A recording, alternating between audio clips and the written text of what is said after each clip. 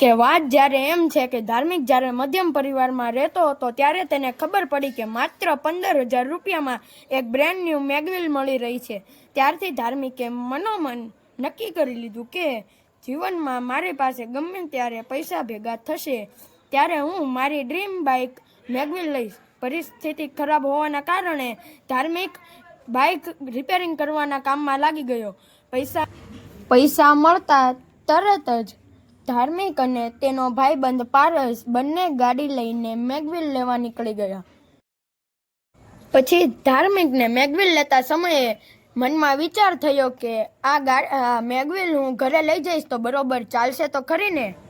ધાર્મિકે 1 મિનિટમાં જ મેગવિલને રૂપામેથી કાળા કાકાના ઘરે પોગાડી દીધી। પછી આજુબાજુવાળા ધાર્મિક પાસે મેગવિલ માંગે તો ધાર્મિક એવું મોઢું કરે કે કોઈક એની વાહે લસણ ખાઈને ચોંટ્યું હોય। આ હતી આજની કહાની।